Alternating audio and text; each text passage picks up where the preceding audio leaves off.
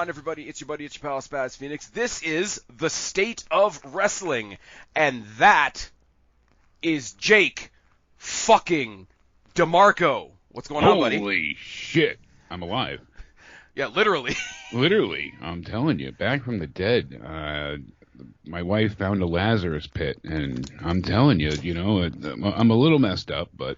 You got to deal with Ra's al Ghul now. You're going to be fine. Well, first of League all, of welcome Shadows back, will man. I convert said it me, to you but- before we started recording. Yes. It's good as shit to hear your voice again.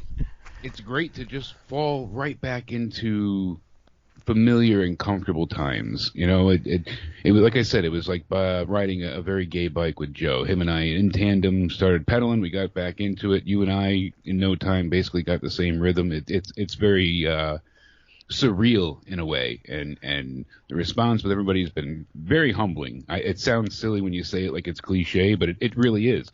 I was very concerned because being away for so long, not having access to social media, whatnot, dealing with a plethora of illnesses and and not having any access to the outside world, from what you were saying. Yeah, basically being locked in with your thoughts is not great, but I'm here in the flesh, thankfully, and part robotic, but.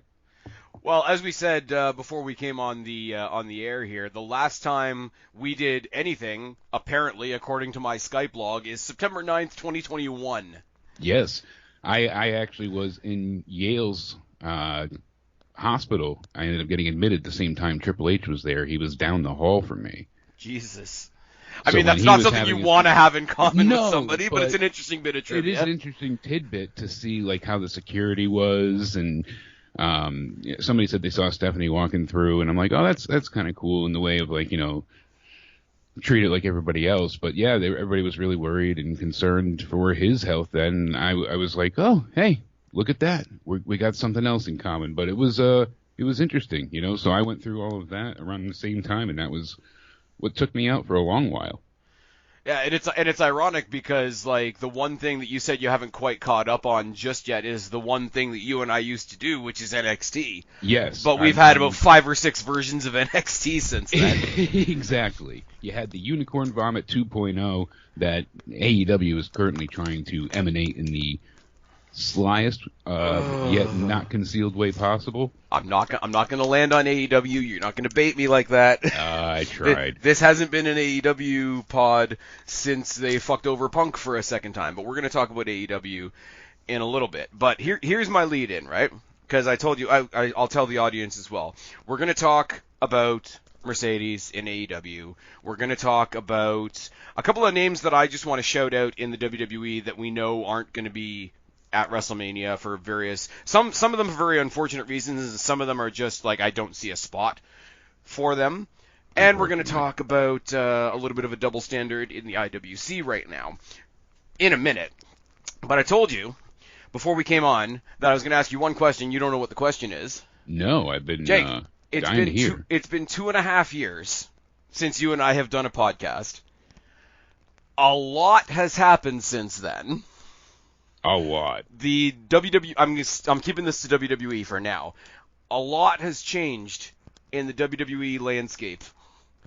What's the one thing, whether it was here, whether it was on Joe's show, whether it was whatever, what was the one thing that's happened in the last 2.5 years that you wanted to jump on as a topic and said, I have to get my 2 cents in on this? Because there's a lot to choose from.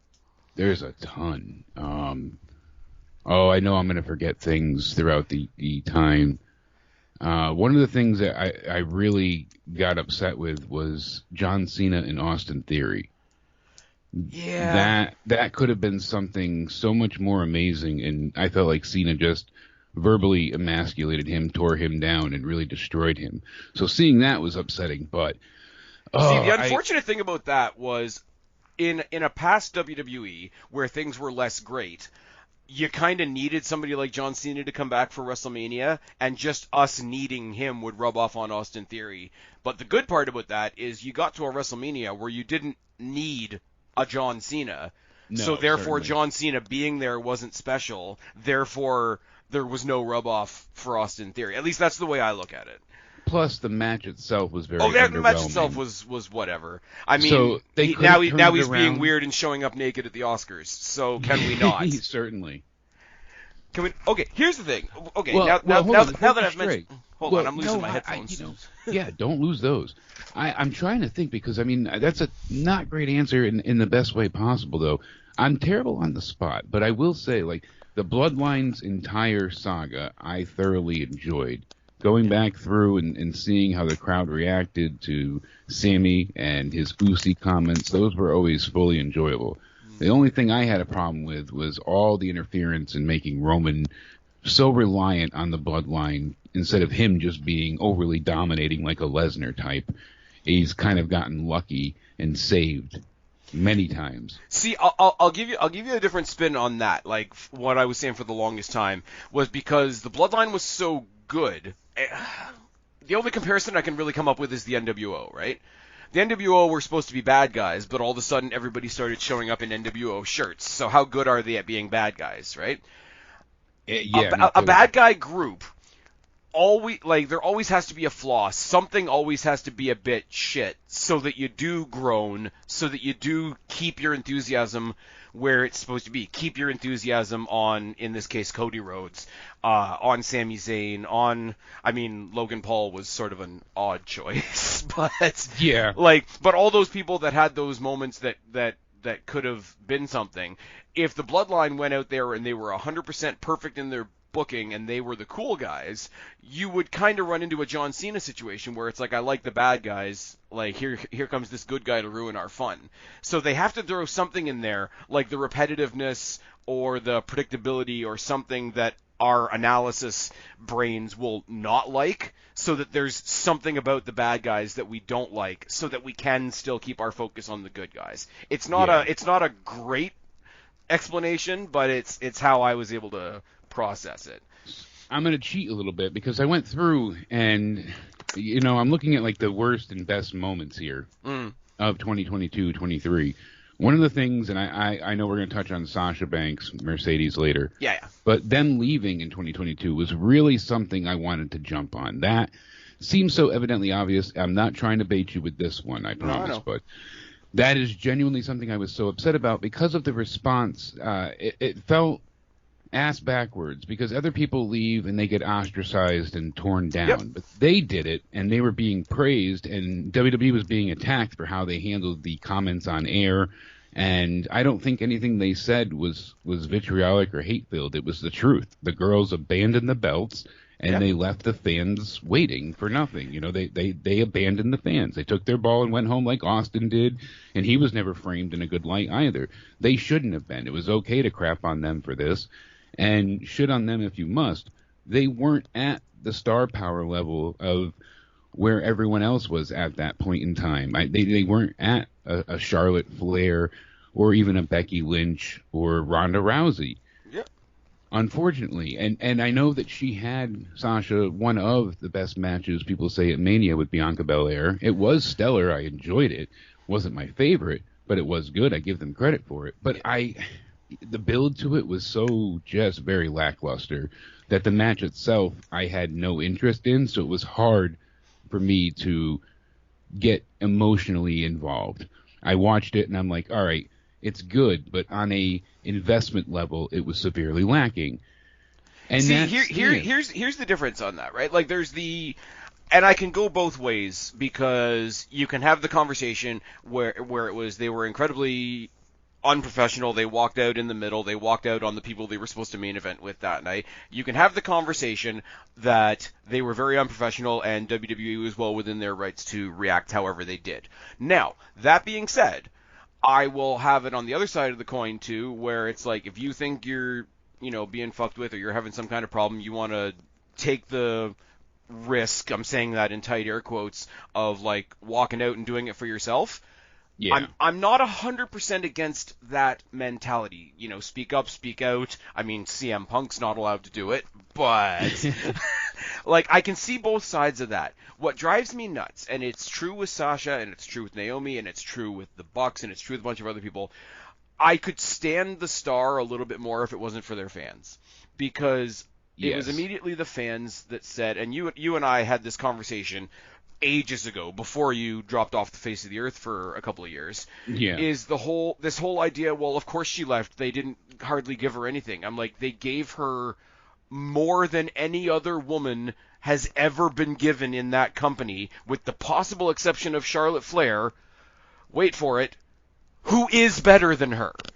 Exactly. And the thing was, WWE gave her, as you said, every opportunity. Every time there was a first to be had, usually Sasha was involved. Yep. And she had some of the worst women's title reigns. Yeah. Now ever. that's on them as well. That is on them, but it was hard for her to get the fans invested. And like you said, I think the fans' response is also kind of what rushed her to be away from the title picture.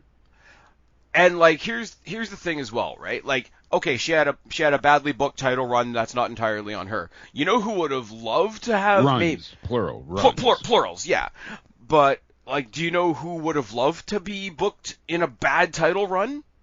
Nikki Cross, Or Naomi? Dana Brooke, Naomi, Tegan Knox, Dakota Kai, all the people that were like under that steamroller. So, well, that's the thing. When Naomi walked out, I believe she had won at WrestleMania earlier, Yep. at that point in time. yeah. But she herself had a lot of things she wanted to accomplish, but she was in a terrible spot. But she would have killed to have been in Sasha's spot. And a lot of the women would have, like you just mentioned, Indy Hartwell especially. So many women out there. Now, here's the thing, and I do want to make the difference. My comment about handout. Now, Naomi didn't get nothing, but I am not putting Naomi in the same category as Sasha Banks as far as the handouts go. I think she, even her old Funkadactyl tag team partner at the time, came out and said, yeah, if Sasha hadn't walked out, I don't think Naomi would have walked out. I think not that she was like a sheep or anything like that, but like there was a following, there was a partnership behind the scenes element to that. And it's like, certainly, but I don't think Naomi would have left if it wasn't for Sasha. So. Exactly, and you know what? And if they're friends in real life, and she's like, okay, my friend's doing this, I think she's right, I'm gonna go with her. Cool. Like it does come down to that. Like, okay, the company has to react to what's just been done to them, and I know it's not popular to sympathize with the company, but they did put the company in a rough spot that night. Yeah. I'm all for people like standing on their own ground. Like I said, I used the CM Punk thing a second ago. Yeah, stand on your laurels, but the merit wasn't there, I feel It's true. like. Well, the merit came from the fans that just said she didn't get anything, and I'm like, no.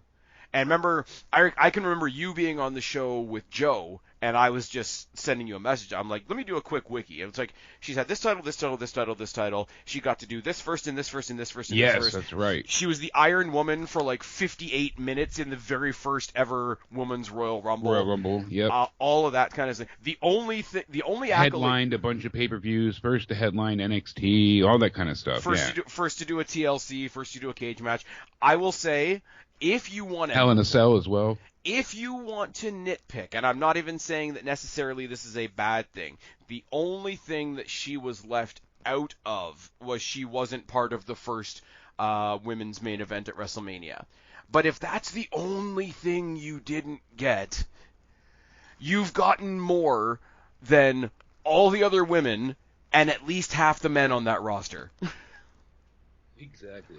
I mean, there are people like R-Truth and Tozawa, and let's be real, Johnny Gargano, Tommaso Ciampa, some of the people that I really like that would have killed to have the career that Sasha Banks had. But Enzo, hell, he would have liked to have been Sasha.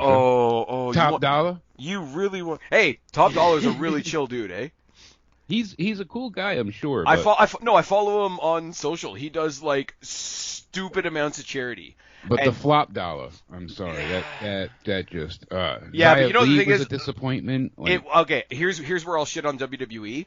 Them taking that one botch and repeatedly feeding it to Michael Cole week after week after week was shitty. Yes. And I mean, I follow the guy on social. People said it was personal, that it wasn't fed to him, that it was Michael Cole actually just choosing to crap on him. I choose not to believe that. I hope that's not the case. I have a ridiculous amount of respect for Michael Cole, because to keep that circus running on schedule, but no, and not get your hands dirty and covered in literal shit, apparently, not just metaphorical. Oh my God.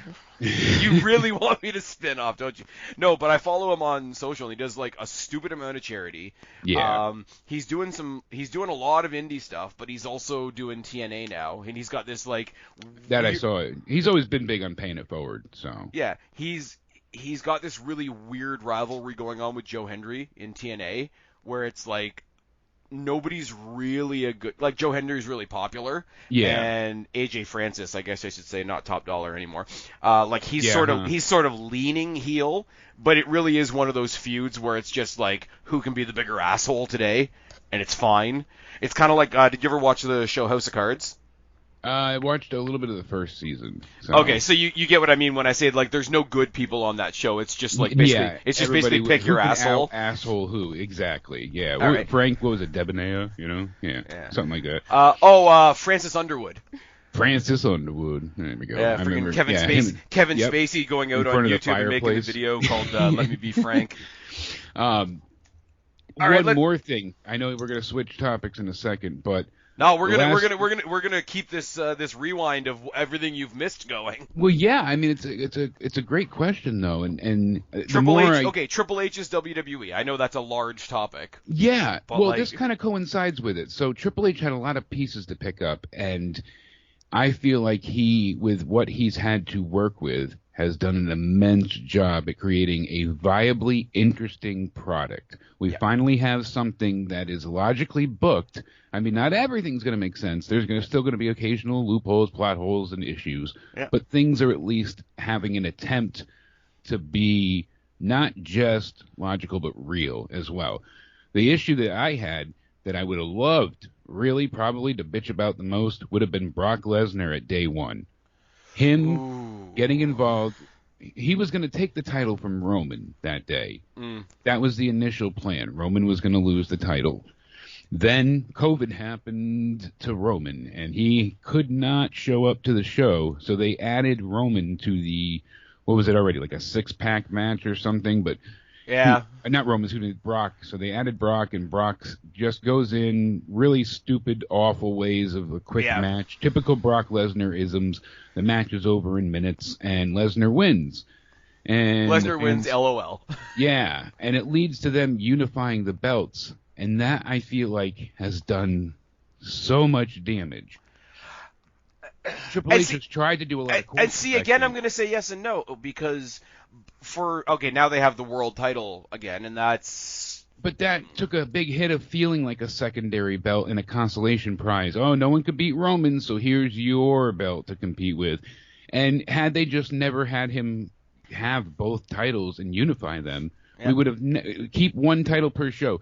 I wish that they just said, hey, Roman, we're not going to unify the belts, obviously, unless are you going to defend on both Raw and SmackDown? No? Well, then here, we're going to have you relinquish this belt, but you'll keep your Universal title. You know, there was no reason for him to go forward with both belts. And I think Cody anyways. Yeah, but. I think they gave themselves a unique opportunity, though, and I think they tried to seize it a little bit by having only one world champion, and having that world champion also not be there very much. That was the problem. They needed a world champion that was going to be a workhorse, but heel or face. And Roman was a spectacle because he wasn't around all the time, but he could have been at that point, and it was needed. There was a lot of star power missing at that point. But I do think that opened the door to make other titles that meant absolutely nothing worth something now. Now that is a great point, actually. I will give you that because Gunther is great. Now the U.S. title not so much, but it's still important though, and I like Logan Paul having it. I prefer a heel champion typically because the faces are always better with the chase. You know, we've said that for ages. Here's the thing, and this goes for a lot of things in WWE and AEW and anywhere else in wrestling right now. You don't have to like him, and I'm not going to try and, excuse some of the things that he's done. But for somebody with, 7 matches under his belt, how do you not say that Logan Paul is good? You have to.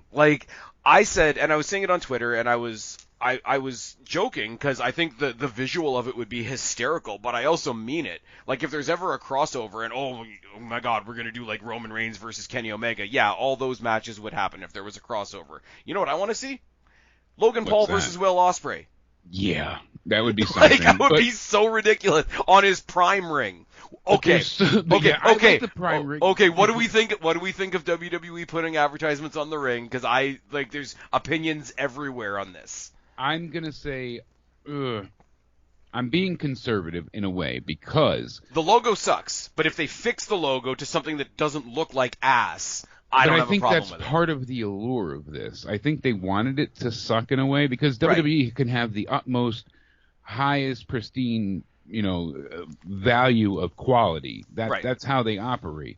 They're not going to have a shitty PNG be just stretched out over the ring. Right. But that's what they're getting, and I think it's to add to Logan Paul's overall character. And the way he came out and cut that great promo on SmackDown, being like, he's this so is the first obnoxious. ever We're going to see his logo throughout the entire pay-per-view. But they're being sneaky though. They're using a character to do it, but I do think this is something that's going to. Money. It's a huge opportunity for them. But I But it's a way to ease. It's a way to ease fans into, if they're just going to do the branded shit in general. I think having the first one introduced by a character and have it being at least sort of like, I guess you could say, storyline related, it'll ease people into the idea of doing it. And then when the next one is just like a Snickers bar or something like that, we'll already be used to it. Yeah. Because you see how people complain right now at the pay-per-views when there's like, I don't know, Frosted Wheats logos in the background of a match for one you get match. The Cinnamon Toast Crunch squares running around. And see, I don't care about that shit. Like, that doesn't bother me. Like the Mountain Dew Pitch Black match, I mean, it wasn't the best match in the world, but I kind of liked the presentation. I mean, I thought it was cool when the lights went out and Bray had all the and everything was like, it was like going cosmic bowling. Yeah, great point there. I love that. And I mean, like, look at who you had involved. You had LA Knight, who has no problem looking like a goofball, and yeah. I mean, let's pause for a second. The passing of Bray Wyatt. Yeah. That was a hard hit for me, and I know it sounds like, oh, you don't know him, it's not fan. I talked to him the one time, but I valued his creative drive. I was going to say, like, there is a selfish part of all of us as fans that's like, look at the creative mind that guy had. We're just coming into a WWE where that could be seen to its fullest potential. And not that I want to say it compares in any way to his family and his friends and his loved ones that have lost him as a person. Exactly. But even if you just want to keep it down to something as simple as, like, what we lost from a creative entertainment point of view, like, that is sad enough, let alone the real life. Him being a father and his children are so young, and that it rips you apart with sadness. But as you said, to lose that creative genius, I would say, and he needed a filter. He was so out there with his thoughts that he needed that person to reel him back. He needs the Jake for the Joe, the Jake for the Spaz. You got to go ahead. Oh my God! Hey, I said it to you. I need you back on the show because it lets me breathe occasionally. And anybody that's been listening to me for the past, I don't know, like I say, 2.5 years has heard me rant and not breathe. So, all your appreciation. One night, I thought you were going to have a coronary, but. Which one was that? The one where they had there was a whole night where they had the lead-in for the tournament after the Owen Hart, and Orange Cassidy was still going ahead with his title reign. And it got just so ridiculous, but there was some segment on that show, and I remember you just losing your mind when you were what I did after I stopped covering AEW, and you can go back on this now, and it wasn't a review so much as I did a topic like a couple days later. It was the last time that AEW went up against NXT. Yeah. And I've never really done this before because I don't exactly know how old the ratings conversations are always fun, let's be real, but like the quarterly hours and how they break down and all that, I've never really done that. But it was also the night that like AEW tried to pretend that they weren't incredibly racist to MJF. And I just sort of what did I call that? I said it was like NXT versus AEW, the ratings, the demo, and the moral high ground, or something like that. Something like that, yeah. And that was when they tried to say that having Undertaker on NXT was cheating. Yes, yeah, somehow. And it was a good place for you to stop there because that's about when I really fell out of love with AEW. And I hate saying it because I was even talking to Tony briefly, not like it was an everyday thing, very rarely, but still, I was like, "Oh, this is great! I'm so excited!" Like, oh, Tony Khan. Yeah, and look at you. I wanted them to go ahead and succeed because there was. I know there's independence, so when I say there's nobody else, there's New Japan, but there's nobody that was. There's nobody like WWE trying to be WWE. So you get what I'm saying when I say. So there was no second place. There was no, and anyone that was trying to do so didn't have the finance capital and the unlimited budget like Tony Khan does. Because that's the thing. That's the thing that drives me nuts, though, right? Is like I would give them, and this is more of the fans. I say again, I have to differentiate what my problems are with the actual company, which there are lots, and what my problems are just with the fans. If you want to say that, hey, they're doing really great for a company that's been around 5 years, I have no problem with a statement like that, right? But what I have a problem with is when they're like, oh my God, you're so obsessed with the numbers. I'm like, no, I'm obsessed with the numbers when somebody comes along and says something stupid like, oh, they're going to catch up to WWE any day now. And it's like, any calculable number, any quantifiable measurement that you can do says that that's bullshit. I mean, Joe and I were reviewing the show for years without really talking about ratings as a whole, or at least not ratings up against other shows. We would bring it up and be like, oh, you can see they're losing viewers overall, but we weren't breaking down quarter hours and going up against segments. And as you said, it's fun to have those speculative and review moments, when you bring in the facts and see what happens. Yep. And that's one of the things we'll discuss with Mercedes/Sasha later. Yeah. And to see how much of a nosedive that took. Right. But how obnoxious is the people that are out there, and I don't say this in general, like what you like. You and I said that a lot. Like when we were doing Black and Gold NXT, right? Like we would look at NXT different than we looked at everything else, because at that point, and you were able to at the time, yes, you could hold NXT to a standard. It wasn't developmental. It was taking people off the independents and just making them more camera-ready. It was a super indie. Like, let's be real for a second. Yes. Like, there was a couple of developmental talents that came out of there. But not many. But we would say, like, I hold NXT to a higher standard when I would turn around and say, like, okay, back when Raw and SmackDown were shit, like, if NXT was the saving grace for a long time. Well, no, not only that, but when Raw and SmackDown were shit, if something bad happened on NXT, my response would be like, oh, that's something I would expect to see on Raw or SmackDown. Like, don't do that here.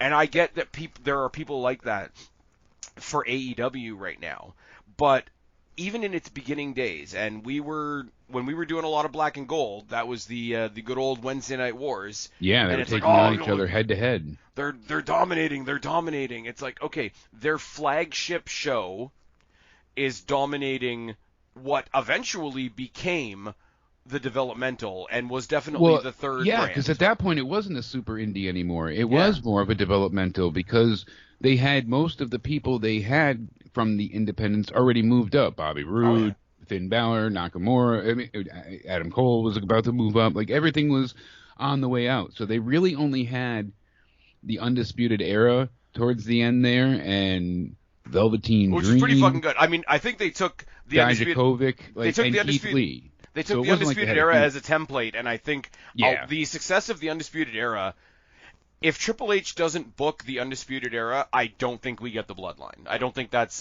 a stretch. That's a great point, and you see that they're still so obsessed with being as over as the Undisputed Era was, that they're trying to do it with the Undisputed Kingdom, and it's failing. So yeah, how was Wardlow's night last night? Yeah, that's another great point that I was ranting about on the review, because of the same reasons. Yeah. It's a constant issue, and you're like, all right, what was the point of any of this? So yeah, going back full circle, Lesnar getting the belt, them being unified, didn't care for it at all. But Triple H has done a lot of very good things. I liked seeing the formation of Damage Control. That SummerSlam was a lot of fun. We've gotten long stories. Like, I loved how Bray came back, and sadly, it didn't go the way we wanted. The White Rabbit campaign was brilliant. The night he came back, I was so in like an emotional high, because I was just so happy for him. He was fired. He was let go. Well, that was the thing. Like, it wasn't even an excited, and like, excuse me for being a sap for a second, right? But like, it wasn't the same as like a brand new star showing up or somebody coming from NXT up. It wasn't this big. I'm not excited to see you again. I'm excited for you. Yeah, I was gonna say, like, it wasn't a surprise or a celebration. It was sort of like okay, deep breath, everything's a little bit okay again. Yes. Like that's how I see it. But no, like, just in general, and I want to spend some more time on this on a separate day, but like, the Bloodline has gone on for like 3 years now. Even it's intentionally mid-card stuff, but the entire story that has evolved from Rey Mysterio in the LWO. Yes. Damage Control is great. What's it called? Judgment Day. Yeah. Rhea Ripley. Okay. Like, so many people that have benefited from the Bloodline. Kevin Owens. Oh yeah. Logan Paul. Sami Zayn. But I will say, like, specifically with Judgment Day, they succeeded on both. They did it with Bloodline as well, because you had Sami in there and you had a bit of fun with it along with the seriousness, right? But there is, like, mid-card and even low-card humor in the Judgment Day. And they're still legitimate. And out of that, sort of, kind of above Judgment Day a little bit, Rhea Ripley. Yes. Has to be one of the biggest success stories in the WWE right now. Oh, absolutely. And you knew in NXT she was one of my favorites. I always had, a huge... Well, what did I always used to say? In the Mae Young Classic, in the second Mae Young Classic, when she was on NXT UK, when I was on NXT, even when they ruined her on the main roster a little bit, and then now, all those times, especially in NXT UK when she had her awesome feud with Toni Storm. Yeah. What did I say? Before I even talk about the match, I say, Rhea Ripley, fucking star. Yeah, she had the star power. And like, I'm not necessarily happy that it was with Nia Jax, but like, no, how is what happened in Australia not like basically her WrestleMania right there? Exactly. I mean, she had her flowers moment, and she had every right to be as emotional as she was, because look at the response she got.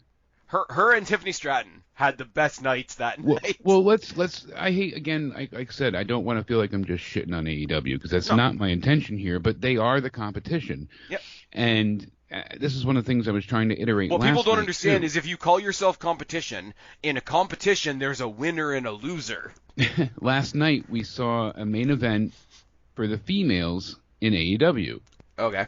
But recently we've had quite a few main events of, I keep calling them pay-per-views, PLEs, of the like, and it's not just been just Rhea. We've had other women too. We've had Becky's feud come out on top. We've seen Becky close out the show with Nia. We've seen, now we get Riho versus Willow. Rio and Willow, I want to sort of put a peg in that for a second, because there's a point I want to make about that later on. But it just shows, the dichotomy of what we're witnessing here, and how both female divisions are treated beyond night and day comparisons. And see, here's where I want to make the distinction between them as well, right? Because you can talk about, it's too easy right now to say AEW doesn't book their women's division properly. Like, I almost feel bad saying it, because it's so obvious. How the hell do you shunt Ember Moon onto ROH, first of all?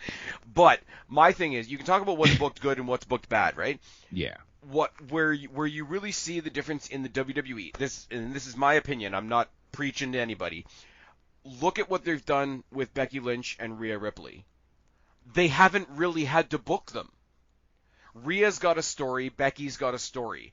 They're coming together at WrestleMania, but they still have, like, Rhea's doing her thing, Becky's doing her thing. Yeah, it's not the feud. They're not killing each other because they hate each other. It's just two separate. Yes. It's two separate stories coming together. You're the champion. You're the challenger. It's not you fucked me over and I killed your cat and made you eat it. But okay, but like, I'm not even going that far. I'm not even going into their roles as champion and challenger. No. You do not have to book a Becky versus Rhea story, because you've booked this awesome character named Rhea Ripley. You've booked this awesome character named Becky Lynch. You could wait until WrestleMania SmackDown to announce this match with no actual build at all, and it would still be as big as it is right now, because over the past 2 or 3 years or so, every now and then, no matches, no feuds, not even any quarrel between the two of them, every now and then, especially when Becky was doing that awesome mini run with the NXT Championship.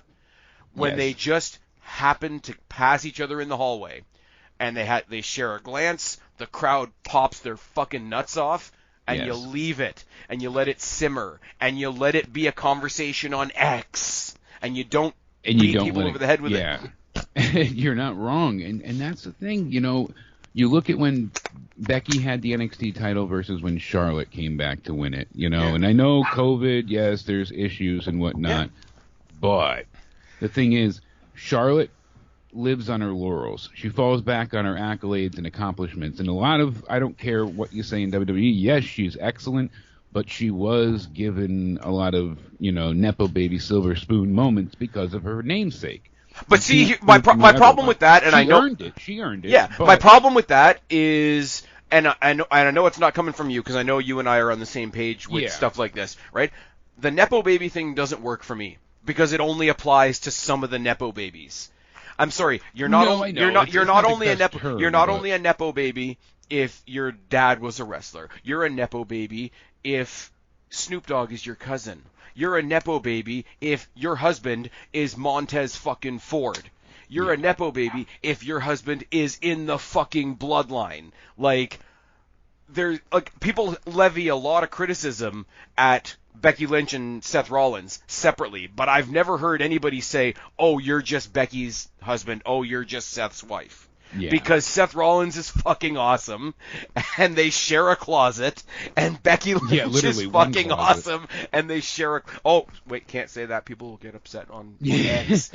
But, they just exist. And where I would normally say, okay, the classic thing was, well, you have to respect Sasha Banks because everybody has their best match with Sasha Banks. First of all, I don't think that's true. Second of all, who did Sasha Banks have her best in-ring matches with? Charlotte Flair. Charlotte Flair is on a pedestal as far as actual bell-to-bell when she's on her game. Here's the thing.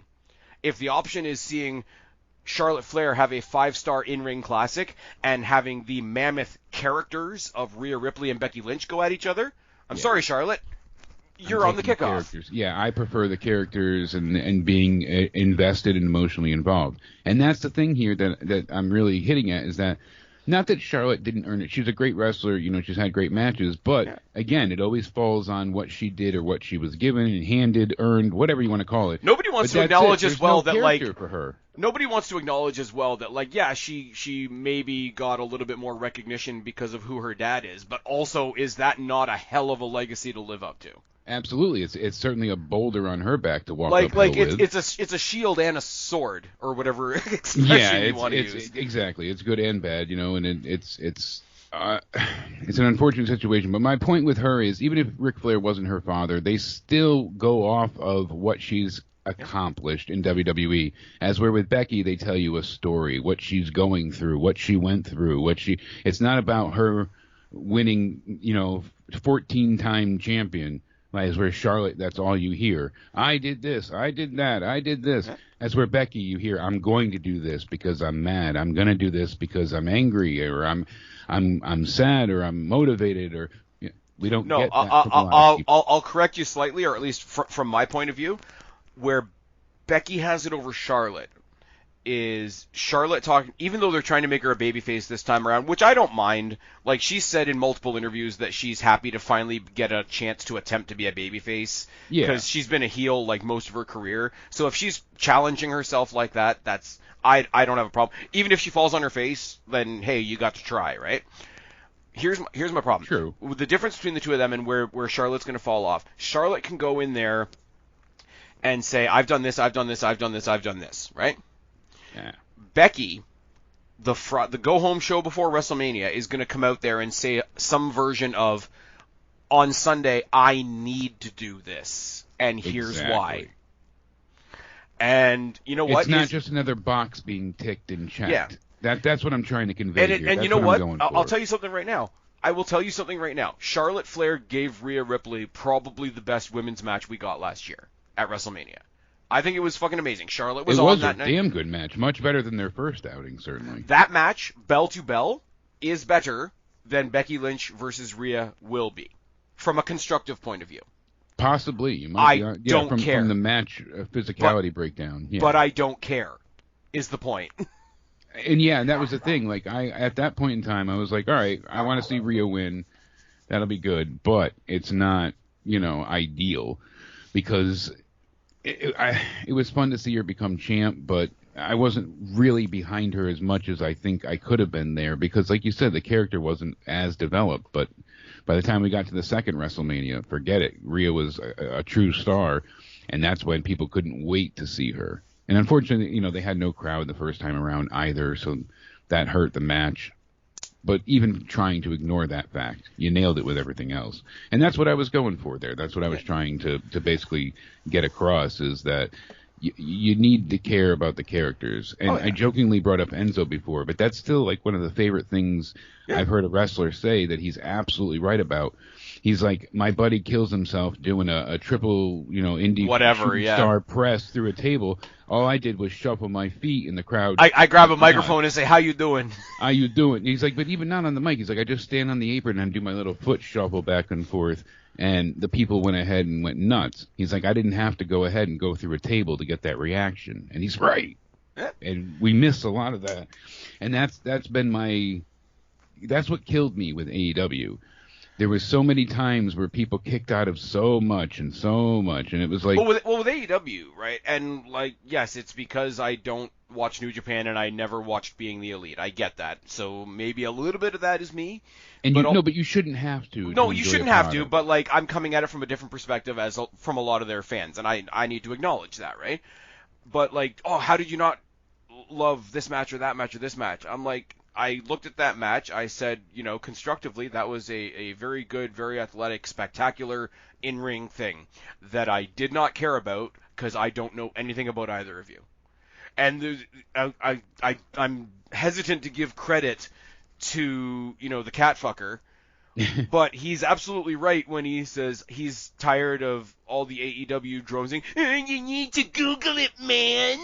Yeah, you need to go and look it up. And I've been saying that for years. What did I say? What did I say to you when you and I used to do NXT? Wrestling shouldn't give you homework. If you choose to do homework, if you choose to look up somebody, if you've seen somebody somewhere else, for me it was Shotzi. When I saw her in NXT or when I saw her at Destiny, check it off your Spaz Phoenix bucket list. It's fine. And then I heard she was going to NXT. Yeah, nothing's changed. Nothing's changed since you left. I love it. But I finally did that indie fan thing of, oh my god, I've seen this person. You can't wait to see her at NXT, right? But if somebody got back to me and said, well, what the fuck do I know about her? She just showed up. I would have been like, yeah, fair enough. Now, watch her. She's going to blow you away. That's why I was nuts about Finn Balor. I love Prince Virgil Devitt, Well, it's when I used to do more podcasts with our buddy Guapo, and, she ended up being Ember Moon, but Athena signed with NXT, and I was like, oh, so what's the deal with this Athena chick? And he's like, she's a badass, she does a stunner from the top rope, everything else just watch. That's all you need. Yeah. 2 seconds. Now, I'm going to do an editing meeting with you right here live on the air. I'm going to cut out one of the topics we were going to talk about, because we were going to talk about Bianca Belair and Maxine Dupree. I'm going to push that off to our next pod, because there is one more thing I want to talk to you about, just in this general, catching up with Jake after Absolutely, because you and I knew we were going to hit the stride and get in the conversation. Oh, yeah. I need to know your opinion on this, because what does any promoter tell you if you want to be a successful wrestling company? You need talent and TV. Absolutely. One of the most fun conversations, for me anyway, because I'm not in the States, so it translates to me differently. Yes. Every time there is a TV deal, the TV deal gets announced. Now, this is everybody. This is TNA, this is AEW, this is ROH, this is NXT, this is WWE. Everybody. We hear what the TV deal is. Oh, it's on USA Network. Oh, it's on Fox. Oh, it's on whatever. And then I have to wait for a couple of days and say, okay, well, what does that mean for Canada? And then, I listen to a lot of What Culture. They have to listen to, okay, so what does that mean for us over here in the UK? And et cetera, et cetera, et cetera, right? So... Secondary only to what wrestlers are where is where you find the shows. Is that a fair statement? Yeah, certainly. So I got to know what you think about this Netflix thing. Okay, I'm actually genuinely excited for WWE. I'm concerned that they're not going to be able to really present the numbers because it's hard to rate with streaming, but Netflix has been doing a good job with their live service recently, and they've had quite a few test runs. I know they're doing I guess you would Tyson call it. and Jake Paul at some point. Yep. So that's going to be one of their litmus tests because they're expecting that to be the biggest boxing match in decades, if not ever. And the great part about it, I know Netflix isn't free, obviously. Yeah. But essentially, people have a Netflix account or they have access to one. It's such a subscribe to service. I feel like it is the new cable. And honestly, I feel like it's going to be a huge benefit for WWE. Well, it's Not like only can they get away with everything, they can have unlimited overruns. You know what I mean? Like they don't have to worry as much about censorship if they don't want to. Precisely. They you're not going to see The Rock go and get a black screen cut off in front of him every 5 seconds. Yeah, you guys got that. We didn't get that. Yeah, because Fox in the States has different standards. Yeah, but it was like regional. Like I watched Twitter and I watched like people. I mean, like there's more people listening to me than just Canada and the U.S. Which everybody listening right now, thank you very much. And Jake's bringing in the numbers tonight. That's right. Shout out. But it was so weird to watch. What do you mean? We saw the whole thing. Da, da, da, da. Yeah, and then, precisely. They had to post the whole thing on YouTube the next day. It was like back in the day where WCW didn't arrange their pay-per-view properly and everybody missed out on Goldberg and Halloween Havoc for free. Goldberg and DDP. Yeah. Replay the main event. But like, it's so weird because it's calculated, like as you mentioned, it's calculated so much differently, and Netflix themselves, like you say, it's new for them as well. So it's not just WWE jumping into the deep end. It's kind of Netflix jumping in the deep end as well. Because I've never watched anything live on Netflix. I know they've done it once or twice, and I know they've got the Jake Paul thing coming up. It's kind of funny that they've added a few other comedy specials too that they've done live now as well. Okay, that broadcast live on the night? Live debut, live to tape. However, they. Okay, so it wasn't a live event that was happening right then. Yeah, but it was. It was previously streamed recorded, live. But they streamed it live on Netflix. Well, see, this is the thing. Like, I use Crave because up here that's the only way you can get HBO. Like, we can't get like direct HBO Max. Yeah, funny enough, silly. But I mean, like, there's live channels on Crave. There's been a couple of live events on Disney Plus. I think Prime has like built-in channels as well. But Netflix has been, and this is me speaking very much from the outside. I'm not trying to be like a streaming expert or anything, but Netflix very much survives on its library, and that's been their operating thing, right? So them going live here and there to do like, say, like you said, a comedy special or a boxing match is fine. But to go from that to 3 or 4 on a pay-per-view week shows every week on a live platform, it's a huge jump for them. Absolutely. And it's a huge jump for WWE. But as a WWE fan, like, if you're going to say, like, if there was ever a business dispute between Netflix and WWE, I'm going to take WWE's side because I'm biased and I can naturally. admit that. Well, obviously, because we're wrestling fans. But I see this as being But I think it's kind of cool a huge that, like, opportunity. But I think it's kind of cool that it's not, hey, WWE, come jump in our pool. It's, hey, we're both jumping in together. And I think from a business perspective, for Netflix that hasn't really done it before on a regular basis, and for WWE that hasn't really been on a streaming service other than you guys getting Peacock in the States, I think it's cool that they're on that even playing field in that regard. Absolutely. Because like it means said, that one of them doesn't have necessarily the advantage over the other. Now, what it looks like, and whether there's going to be some sort of like ad content on it, or whether the shows, people are speculating that because it's not an ad revenue conversation anymore, that Raw's going to go back to 2 hours. I don't think that'll happen. I don't think so either. But if there's no, I'm curious because they are going to have commercial breaks if you're on the lower tier. If not, then when you're watching live, I guess there's going to be stuff in between from WWE as well. But see, here's my thing though, right? With that is you can get into the minutia of that argument, and like people that watch AEW on Fight, right? Like they hear the commentators send it to commercial, but then they just keep watching the match. The people that are on the regular Netflix tier, that the match should just continue. Yeah, Like I would absolutely. think. Now, if it's a actual break in the show, then yeah, but then you're just gonna throw in like if WrestleMania is coming up, you're gonna get an extra WrestleMania commercial. Exactly. You're going But to you get that get kind that of right. package. You get that right now anyway. So I wouldn't see that in the same thing. Or you're gonna get. I think in the UK they get like a couple extra like video packages on wrestlers and Yeah, like when they're on the Fight app and stuff like that, and they watch over there, it's basically what you just said. You just get more, or you don't go into picture in picture, and you get to see the match yeah. continued. I think like you said, we won't have. If the or one they'll thing they plug eliminate in there is more picture-in-picture. like individualized, and I don't mean like video packages on people that are clearly already main eventers, Yeah. but I'm saying like one of the best call ups we already mentioned her once, Tiffany Stratton. Like people already like her. Reinforce like people are receiving her as this new awesome talent. Like she's Yeah. got the Barbie doll gimmick, and she's so good in the ring that she pushes past the gimmick that she's Absolutely. also good at. So people are seeing this brand new cool thing. Why don't you meet that head on and foster that brand new enthusiasm? Absolutely. Braun Breaker. Braun Breaker's awesome. He's been fantastic. I like that he's moving up to the main roster. I kind of wanna want him to see stay with Baron Corbin, though. I know, because look, you look at what Baron Corbin had with Gable Steveson, right? Yeah. What was that, the Great American Bash? That was such a bad match. It was such a bad match, but it was like, because you know me, I'm still doing the NXT Rewind stuff, Yeah. right? Yep.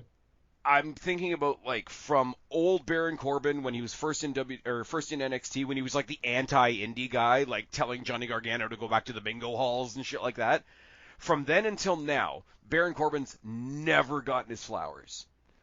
Ever. He hasn't ever. And no. he's He won the finally Andre the Giant Memorial Battle Royal, and I think that was like the biggest accomplishment And it was a besides joke, some yeah. title wins. He got his But Money in the Bank loss. They've geeked him so many times. But what I love about this, and this is kind of, I'm going to start pulling you back into NXT.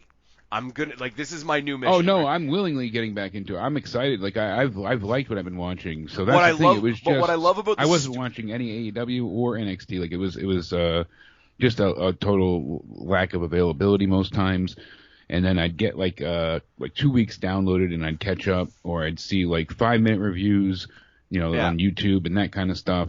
But now what I that love I'm getting about more the time, what I'm I love excited about to the get back stupidity into of it. this NXT, and it's not. Here's where I have to go in two different directions with it. It's not black and gold NXT. It's not. It's a whole new. It's a whole new type of ballgame, NXT. It's not the super indie anymore. It is a developmental. But I do think in the best way possible. With some of the things, it's a different brand, so to speak. But I do think between Stand and Deliver, which is WrestleMania weekend, and Heatwave, which is coming to Toronto Money in the Bank weekend, because I'm going, I do think we are getting so awesome. We are getting to this version of NXT's equivalent of TakeOver quality. Yeah, I do like the fact that Stand and Deliver has become a brand. I think that's awesome. I think as a WrestleMania partner show, I guess you could say, like if you watch NXT regularly, they're referring to it as Stand and Deliver season, like it's WrestleMania season, which I think is really cool. And to use that familiar vernacular is amazing to make it feel big. But the reason I love the stupidity of NXT, because there is a stupid side to it. You take Braun Breaker, who had just turned heel and victimized Carmelo Hayes, who was one of the best guys, or one of the most liked guys on the roster at that moment, and Baron Corbin, who finally came back to NXT to be taken seriously, and he was doing all kinds of horrible stuff. You get these two heels, these two assholes, and the only thing that they have in common is what assholes they are. You put them in a tag team, and now they're the most over babyface tag team in NXT. I love the stupidity of NXT. And there's something just undeniably. Oh, they've got the stupid jock. They've got the stupid jock energy. That's exactly what it is. Being a former football player himself, Corbin just fits in so perfect. And I do they really work well together, I feel like. I do love the fact, and this is like hyper nerd shit on my part.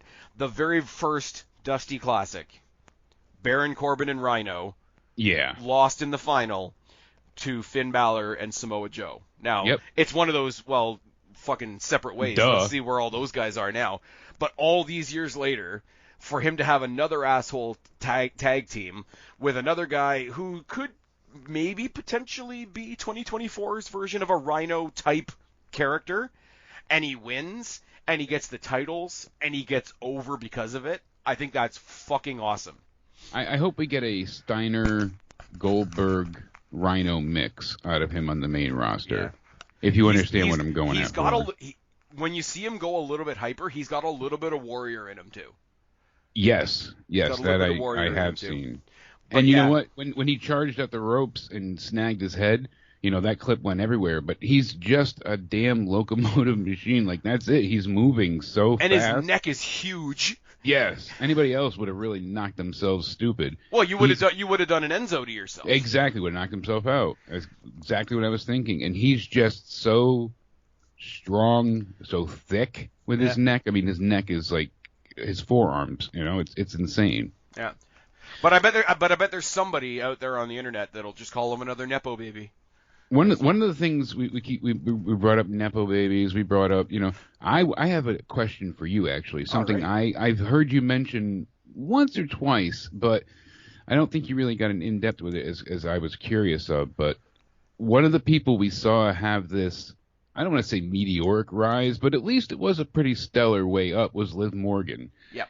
She had the title, things were going well with the cash-in. She seemed like she finally had a purpose. And then nothing. I mean, last year she was again the last one eliminated for the Rumble. This year, second to last, or even last again, right? Actually, I think. Yeah, 2 years in a row. So what has she done? Is she going to get revenge on Ripley? Is she going to try and take out Becky? I don't think she has really any drive towards Mania at this point in time. But my question to you is, how did you feel about how the fans were with Liv, and what do you think of her overall character at this time? I love her energy. I love that she has a little bit of the, if there needs to be a hardcore spot in a match, I'll do it, without... Okay, and I'm saying this respectfully because he's about to climb a fucking mountain. She's light. Okay, Shotzi Blackheart is light Darby Allin. Liv Morgan is light Shotzi Blackheart. Yes. We made a copy of a copy. It's not quite as sharp as the original. Yes. But she will go extreme. But she's got this really cool, sort of unsettled energy. And yeah, people say, oh, they book too many crazy chicks. I mean, crazy chicks works. But it's no, with Liv Morgan, where for a while turned up to 11. It's which? Crazy chicks turn her up to 11. That's what it is. It's just But here's where I am now though. Like you talk about we said with the Bloodline, with Damage Control, with all the long-term stories that they're doing now. Whereas before, I thought that they treated her as somebody that could lose. Like, she was popular, she could come out for a match. Naomi clearly needs a win, so she'll have a really good match with Naomi. And she was a Ziggler for a little while. She was somebody that was popular, but she was there to lose. Now, she's still losing, but I have the feeling that now she's losing with a purpose. If that makes sense. I do, because they have a hell of a story on their hands here. I'm working on something else that we're going to do at a later date as well, but it's sort of who are the projects for WWE immediately after WrestleMania. Yes, because I mentioned that idea because this fits with that, and the thing is, like you said, they have a lot they can do here, and I think Triple H has a plan with her because it's not random. Her again, runner-up at the Rumble, second year in a row. Yep. Then the way it finished. But she's got a mission right now. She's got a mission right now, and she's sort of in that scattered part of a mission where, like, I have this person, they're my enemy, they're right in front of me, but also anybody that gets in my way of that mission is also an enemy. So she doesn't hate Becky, but Becky got in her way of the mission, so she had the match with Becky. She lost because Becky's going to Mania, but that loss will build the character, will build the frustration towards the final mission. And by that logic, I don't think she's doing anything at WrestleMania, because I think her moment is going to be afterwards. It used to be, and I hope you got 2 nights as well, so it's true. It is true. Maybe a post-match attack on somebody. Maybe they swerve it and she attacks Bayley, and that's her way of saying she's going to SmackDown to pursue that instead, if you want to throw a swerve in there. But it's one of those, right after WrestleMania, like the Raw after Mania used to be where they would do all the call-ups or all the surprise returns and whatever, but they've done that ahead of time.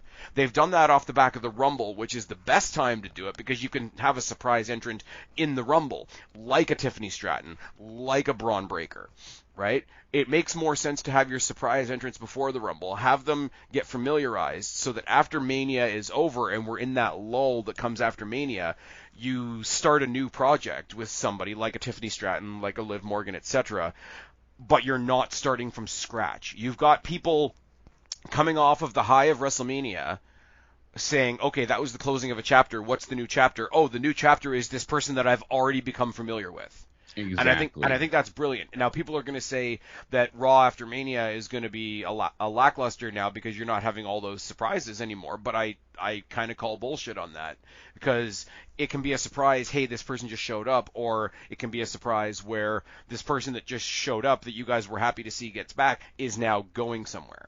Yeah, because right now, I mean, all in all, we have 7 confirmed matches. Oh yeah. We've got, the Rock and Roman. You got the big tag, you got the 2 men's titles, you got the 2 women's titles, you got that massive fucking ladder match, which is going to be crazy. Which right now is the Judgment Day versus to be determined, and then you have the IC title with Gunther and Sami Zayn. Yeah. So that'll be interesting. But then projected, I mean, obviously they finally got Jimmy and Jay Uso, because that was one of the things. Well, that's happening. Like as soon as he said it, it's happening. Yeah, because they kept them apart since SummerSlam, and I was like, they have to be building up towards Mania. I mean, it's kind of a real given, but I started to get concerned it wasn't going to become a reality. Thankfully, they did. Yeah. But the reason I bring up Jay and Jimmy was because one of the things I know you wanted to discuss was who's not going to be at Mania, who's at danger. Well, the only other thing I want to say for your card of people that have already been established, it's already been kind of projected that we're getting Logan Paul versus Randy Orton versus Kevin Owens, which I wouldn't have predicted a couple of weeks ago, but like Kevin Owens being like pissed off at how stupid everybody is like the sustenance on Friday night. Yes, I love. What are you doing out here? I didn't even say your name. The stuff with Elias cracked me up. Oh my God. People, but what do you mean I can't punch 2 faces at once? he's good at comedy. Yeah. He could do it face or heel, either which way. And what gets me, like you said, it makes sense for a triple threat there, as where even if Liz fits in with that idea, I don't want to make everything a triple threat. I really most times find that to be lazy and unnecessary. This one, though, Kevin Owens does have a claim to Logan Paul's title. Like you said, we still have LA Knight and AJ, possibly Rey Mysterio and Santos Escobar. Yeah, the Legado, and I know I'm just like planting seeds for future podcasts right now, but I do have a conversation to have about the Legado split, because what I'm going to do when we talk about that is I'm going to compare it to another feud that I want to like, and they're not letting me like at all. So there's your cliffhanger for that one. But, yeah, so we'll get into the couple of names that I wrote down, that people that are not at Mania for various reasons. The first entry it's 6 people that are all kind of in the same position, so I'm going to say them all at once because they're all tag teams. Yeah. Theory and Waller. I'm only putting them in there because initially it was going to be them and Logan Paul in a trios match versus a bunch of baby faces. Now that's not happening. I think we'll see them in the ladder match. Probably. So I'll give you all 3 teams, and then I'll give you my reasons for why they're in there. Theory and Waller. If Logan Paul's not doing a trios match, what do they do?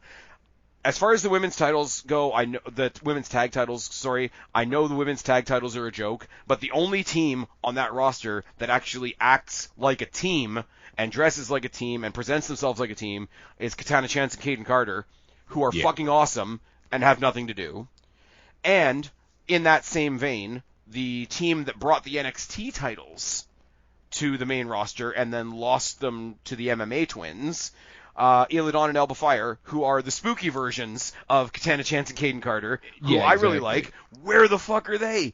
So this haven't been around in a while. So there's 3 teams that have nowhere to go, and here's where I'm going to go. We know why Charlotte's not there. We know why Punk's not there. We know Brock got fucked.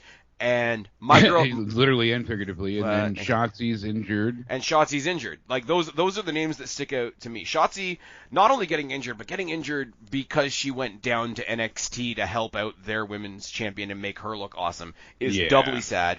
Punk not being in here shook up the whole card. I have to believe. Yeah, it really did, and it really upset me. I was so excited to see the comeback and for him to get this Mania moment. And see, here's the thing. I pretty sure they were going to do Punk versus Rollins, right? That was going to be night one's main event, yeah. But when they started leaning the other way, when they started teasing this thing between Punk and Cody, I was like, okay, that's the only match that you can book above a title and above The Rock.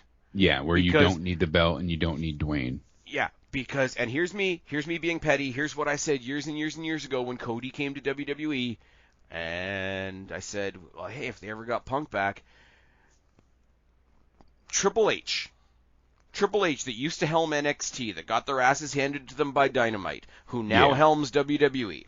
If Triple H can present his version of WrestleMania with Cody versus Punk in the main instead of Tony Khan, that is the most brilliant go fuck yourself that current wrestling could give us. We've got CM Punk versus Cody Rhodes, and it was WWE that gave it to you. You know why? Because even one of the AEW creators knows that WWE is a better fucking option. Yeah. And I mean, like, there's not much to say about it. Charlotte would have been Jade Cargill's match, I have to believe. I thought so. Or they could have done a thing with Nia and Jade, because they still might, because Nia has no one to face. Why is Nia a thing? I don't know. Why is Nia a thing? And she's not great in the ring, but if they're going to have her be this dominating force right now, and yeah, Becky beat her, but she also beat Becky a few times. And she's it's like, not all right, good. You know, she's not. Okay. She's going to end up killing somebody in the ring, but... Okay.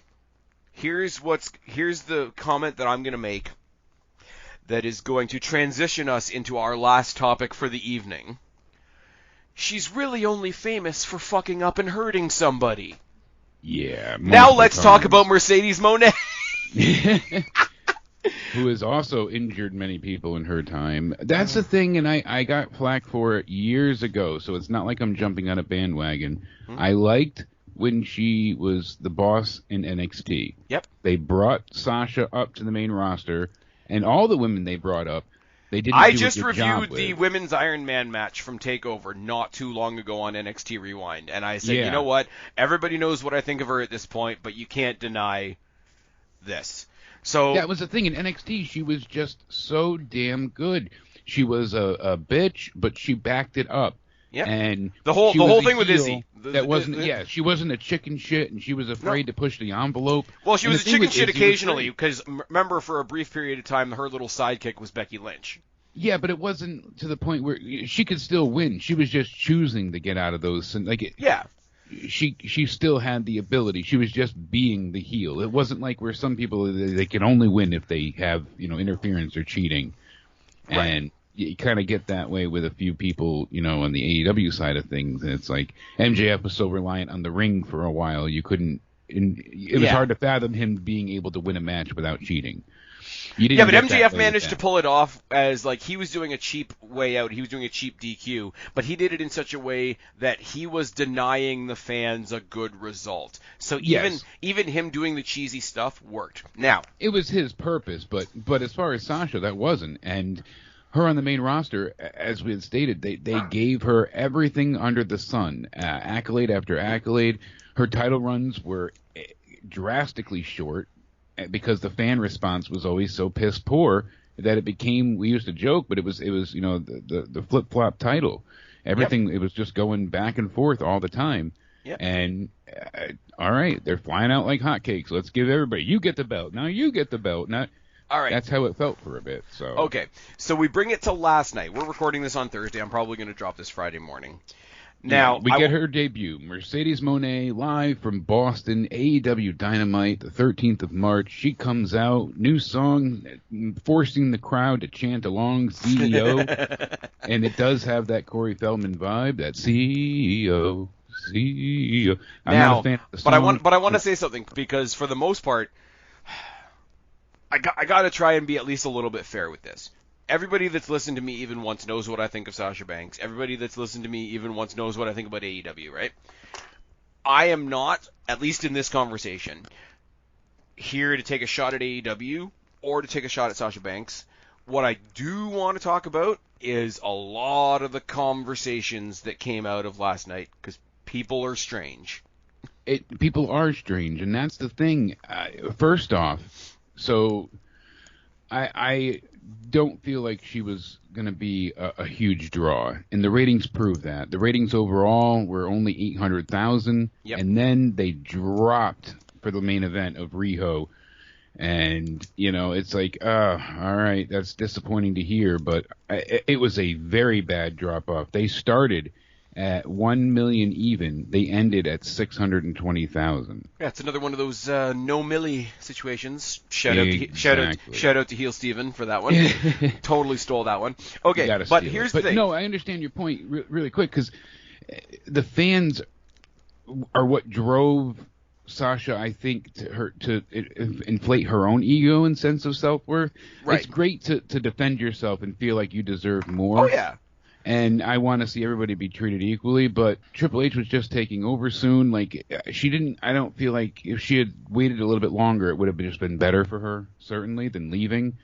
Some people have to leave and reinvent themselves, and she didn't do that. She is just a lesser version of the boss.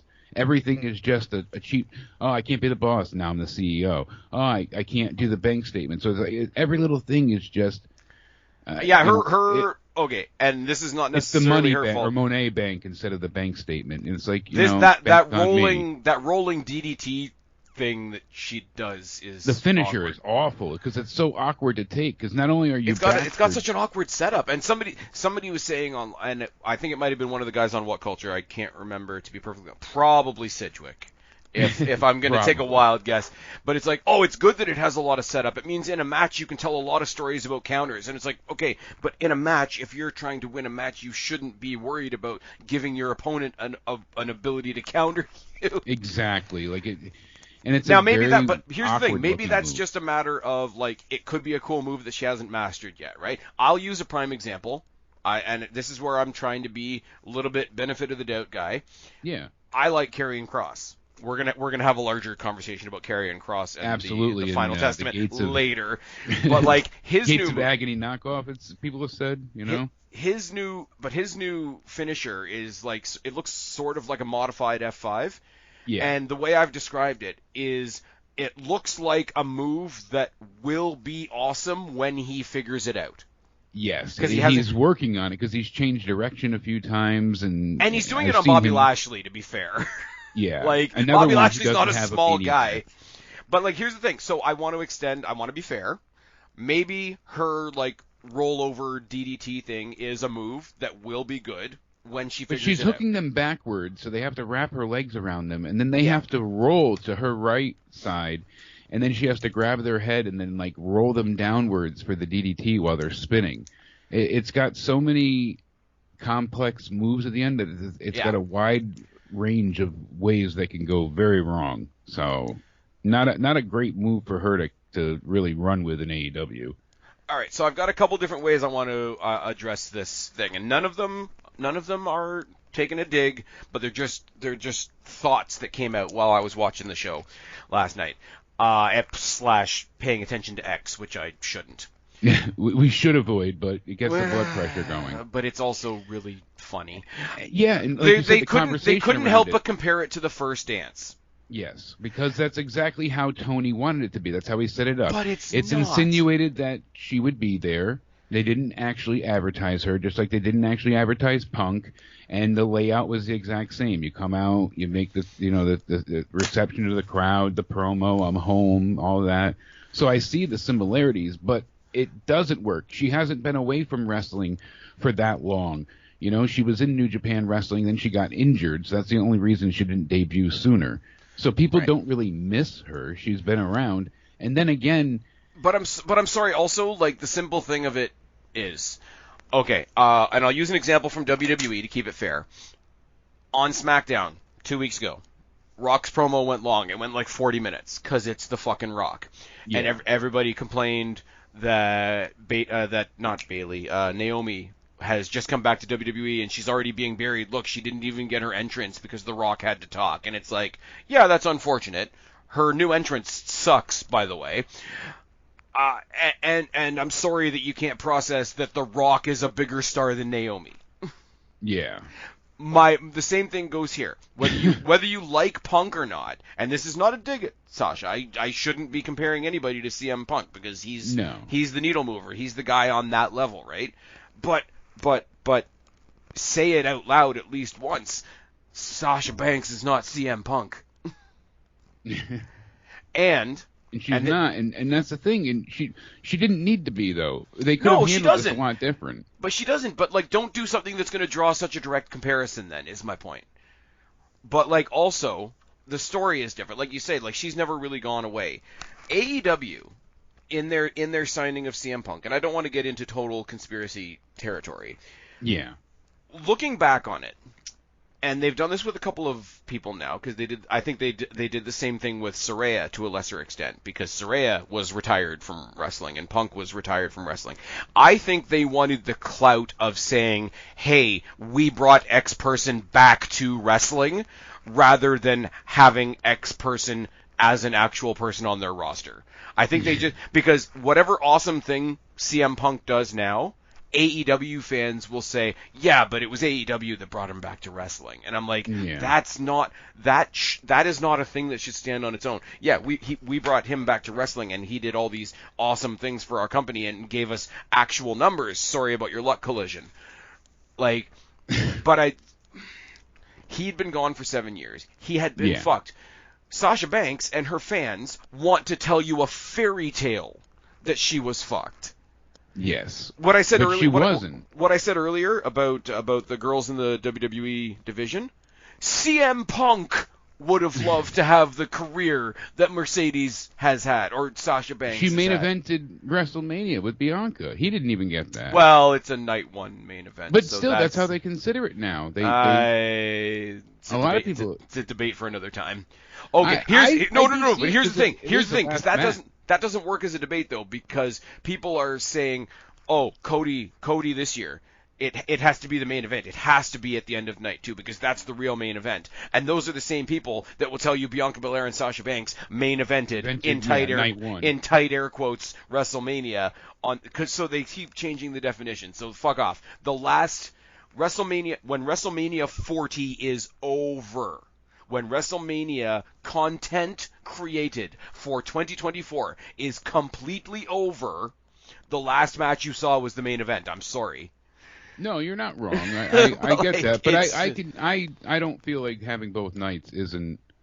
I like having two nights. Workable. I feel as like as an NXT guy, it is really weird having Stand and Deliver in the middle of the day. I would almost if it wouldn't totally fuck over TNA, I would say put SmackDown on Thursday, put Stand and Deliver on Friday. But we can't really do that. So the Punk comparisons are absolutely ridiculous. Now we have a paradox. AEW, Sasha Banks, there's a paradox here, right? Mm-hmm. Because either, oh, we've got this great new talent. Yeah, but she's female, and AEW doesn't book females. So how long before Sasha Banks gets bitchy and leaves again, right? Or the other side of that coin is Sasha Banks comes in and all of a sudden they change around their entire way of thinking of their women's division for her.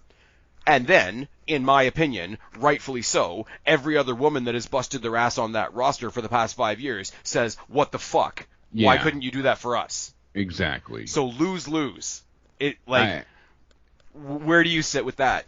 I'm in agreement. Because there isn't a way to sadly pick this up and put it back together in how they managed to.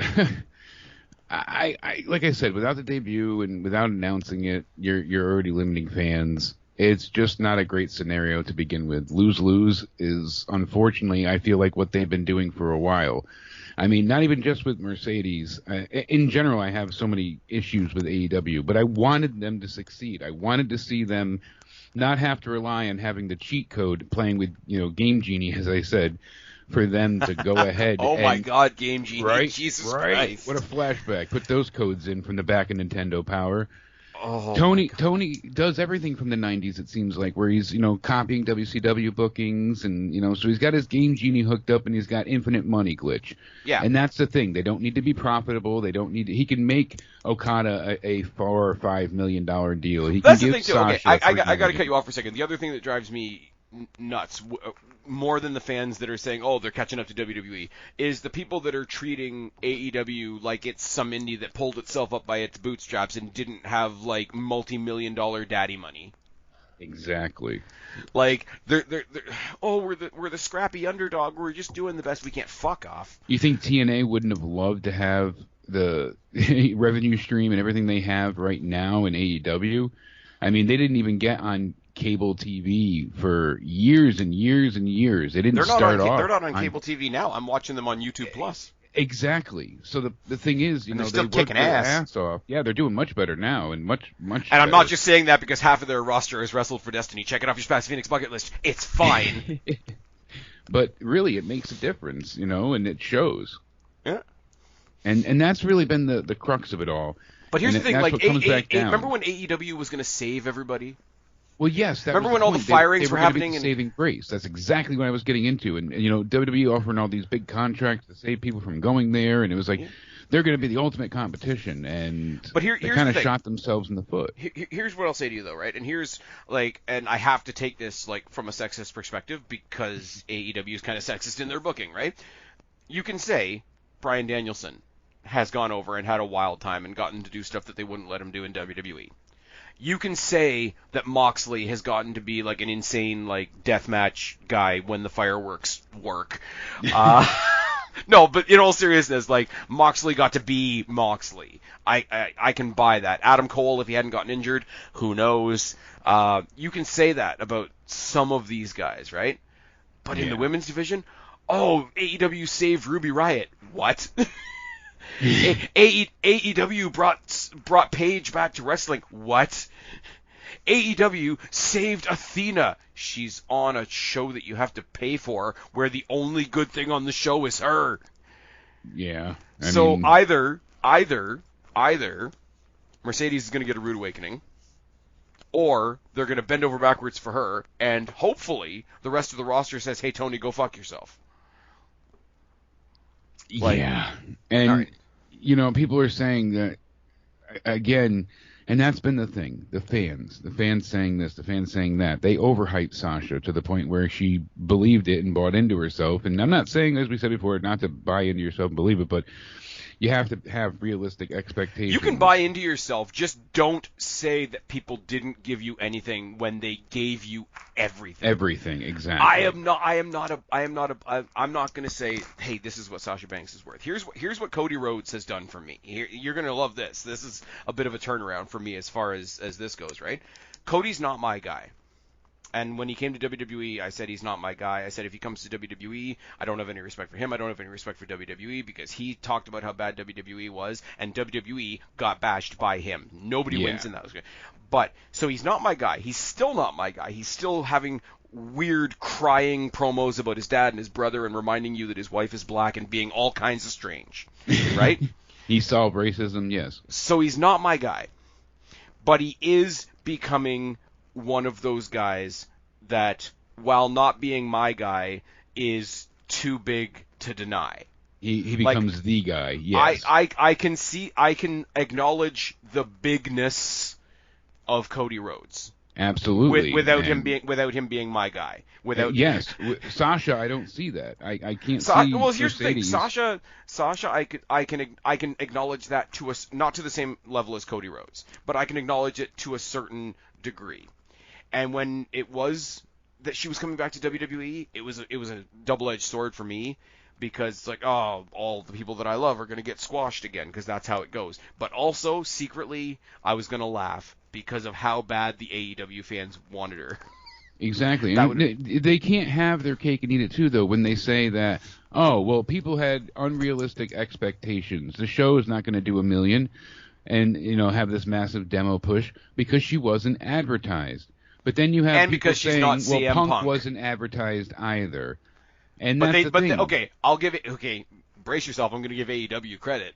They did a better job of teasing CM Punk than they did her. Absolutely. Because there's more material to play with because she's not CM Punk. Yes. What do you have to go off on her about, and I'm sorry, stick and to it's and be not, like, hey, and it's what do you not, got? It's not a bad thing to say she's not CM Punk. There's not a whole lot of people that are CM Punk. But that's the thing. What is she, though? Who is she? What's the character? I don't know. She's a CEO. She's a boss. She's another character that's going to be popular because she stuck it to the man. That's it. But she's severely underdeveloped. She's good in the ring, but I just never found a way to feel that connection with her because the mic work sucked, the promos sucked, and the stories sucked. She was good in NXT, but it was a very short-lived time. Mm-hmm. When you think about it, it was only 6-8 months. Mm-hmm. That she had the title and all, and then it was done, and everybody moved on by her. And she's done some good things, yes, but like I said, it's not for me. I have other women, like Athena, I really enjoy. I would have liked to have seen her get a better push than what she got. For me, for my enjoyment, and like I said, touching on another video we're going to do at another time in much more detail, but the last woman that I was happy to see go over to AEW was Deonna Purrazzo. Not necessarily because I wanted her to end up there, but I saw her in TNA and I thought she deserved a bigger stage. No offense to TNA, but I get to see Deonna Purrazzo as a way bigger sell. There's so many women that they've had though. Saraya, and they've all fallen to the wayside. Deonna Purrazzo, and exactly, and. Look what happened with Ruby Soho. She was supposed to be this big deal. She had that awful match, and we haven't seen her since. Yeah. So it kind of leads us into our next question, the tribal, because tribal fans only exist in WWE. There's no tribal fans in AEW, of course. No, of course not. So the one thing, the meme of the "You mad, bro"? Yes. So all of them today is like, oh, here's all the they doing cartoon characters or whatever. Oh, here's all the WWE fans pretending they're not, either upset or butthurt that they didn't get Sasha back, or really nervous now that Sasha's there, or is pissed off that AEW got Sasha. And it's like, no, because I don't trust AEW to do anything with her. Now, I'll be honest, because I have had those moments. Yeah. You and I have talked about it. Yep. I wish we had gotten Purrazzo. Yeah. I wish we had gotten Ospreay. And all credit to AEW. AEW introduced me to Ospreay. I'll give the credit where it's due. I wish we got White. Yeah, I wish we. I could care less about at this point, and I know you've acknowledged the Seth Rollins comments, and one without the other. You know what though? But not everybody needs to be a main eventer. And can you imagine Jay White, Logan Paul? Yeah. That would be a lot of fun. But here's the thing. The last time, and I could even give a shit about Okada. I know a lot of people that follow AEW know more about New Japan than I do. So Okada's a big thing for them. Happy for them. No problem. Not shitting on him, just not my guy. Yeah. The last time that I went, oh shit, we're fucked. And I was saying it more as an NXT guy. Was a couple years ago when they ended the pay-per-view with the double tap of Adam Cole and Daniel Bryan. Yeah. I was like, well, we're fucked. But I'm not sitting here with my head in my hands saying, well, we're fucked because they got Mercedes Moné. Exactly. Because she's not the best wrestler in the world. She's not the best women's wrestler in the world, and she's in a company that doesn't know how to book women. And that's and as much as I can't stand her, that sucks for her too. It does. And if you got me feeling bad for Sasha Banks, you've done something incredibly wrong. Think of the ground that covers. Yeah, there's a lot to go through for that, no doubt about it. But this whole "you mad, bro"? I'm like, no, I was mad when you got Ospreay. Fuck off. Exactly. I was mad when you got Jay White. Fuck off. I was mad when you got Deonna Purrazzo. Fuck off. I was mad that we lost, Malachi Black and Rusev and Andrade, and now we're starting to see people come back. They were successful. I am mad that AEW does get to say, we are the guys that brought back Paige. We are the guys that brought back CM Punk. But you know what? Without them, CM Punk would never have returned to WWE. It's absolutely true. He said outright, I will never go back there. And he's like, I'm not saying never to wrestling, but I will never go back to WWE.